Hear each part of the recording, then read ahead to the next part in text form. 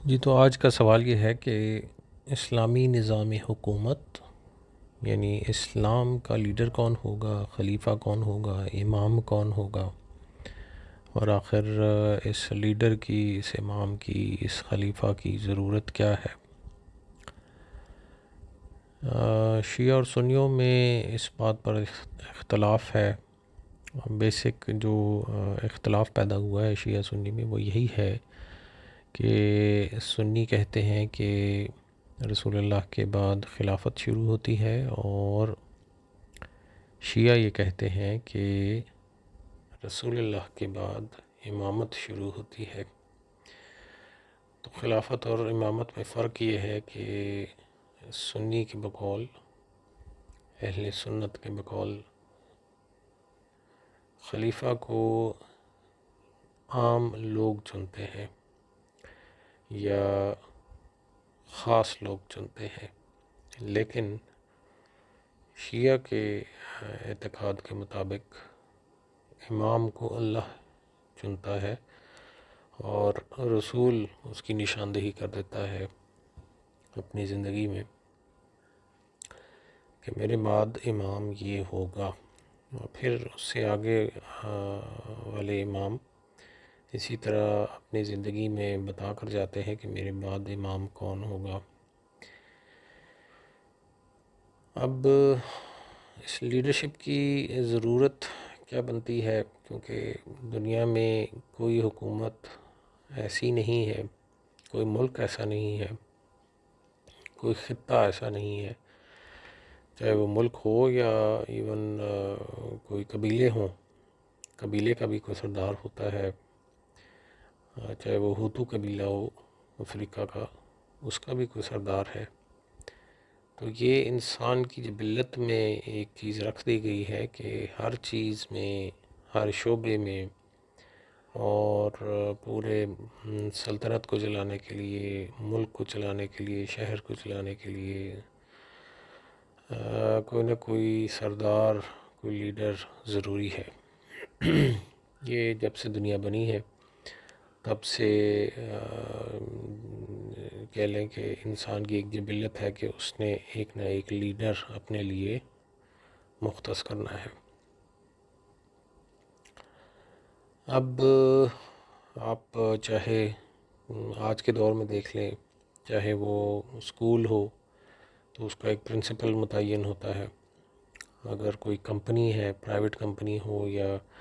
Government کا کوئی ادارہ ہو تو وہاں پر بھی کوئی مینیجر، جی ایم،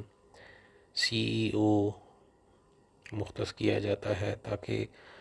کوئی ایک اتھارٹی ہو کہ جس کے تحت سارے امور کو چلایا جا سکے۔ تو اسی طرح لیکن سب سے بڑی جو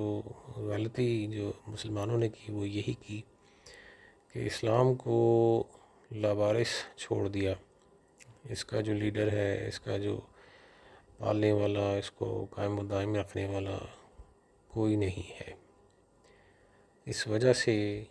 اسلام زوال کا شکار ہے پوری دنیا میں۔ کوئی نہ کوئی لیڈر ہونا، اگر کوئی ادارہ نہیں چل سکتا تو اسلام کو، اس کی چادر کو سمیٹنے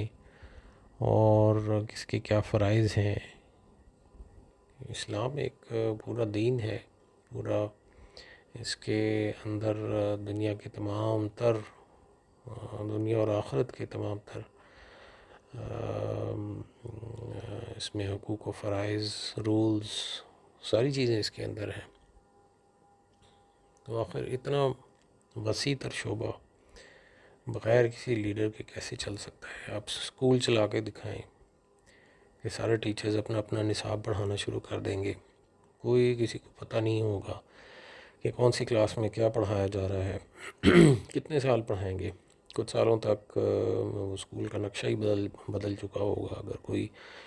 ایک اتھارٹی نہیں ہے، کوئی پرنسپل نہیں ہے، کسی قانون کے تحت اس کو وہاں پر پڑھایا نہیں جا رہا ہے، تو ہر کوئی ٹیچر کہے گا کہ میں اپنی اپنی کتابیں اس پر اپنی کلاس میں پڑھانا شروع کر دیتا ہوں۔ کوئی سلیبس نہیں ہوگا جس کو فالو کیا جائے گا۔ اسی طرح کوئی کمپنی ہے، اس میں اگر کوئی نظام نہیں ہے تو وہ کمپنی زیادہ دیر تک چل نہیں پائے گی، بلکہ اپنے ہی بوجھ تلے بسم ہو جائے گی۔ تو انہی چیزوں کو اگر آپ دیکھیں تو سب سے بڑی جو زیادتی ہوئی اسلام کے ساتھ وہ یہی تھی کہ پوری دنیا میں ایک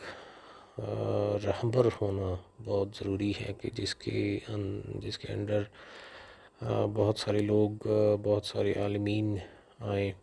اور ان کو اپنی ذمہ داریاں سونپی جائیں اپنے ہر ملک میں، تاکہ اسلام کا جو ڈھانچہ ہے وہ بنیادی ڈھانچہ قائم رہے۔ ورنہ اب کیا ہوا ہے، فرقے بن گئے ہیں اور فرقوں کو ہر فرقے کا ایک الگ زاویہ ہے دیکھنے کا اسلام کا۔ تو اس وجہ سے ایک اتھارٹی ہونا بہت ضروری ہے کہ جو اسلام میں جو دراڑیں پڑ جاتی ہیں، پھر ایک دوسرے کو جو فتوے دینا شروع کر دیتے ہیں کہ فلانا کافر ہے اور ہم جنتی ہیں، جنت اور دوزخ کا جو ایک سرٹیفکیٹ جاری کر دیا جاتا ہے، یہ ہر فرقے کو مل جاتا ہے، اور اسلام کو اس کا بے انتہا نقصان ہوتا ہے۔ پھر کچھ دہشت گرد تنظیمیں بن جاتی ہیں مسلح۔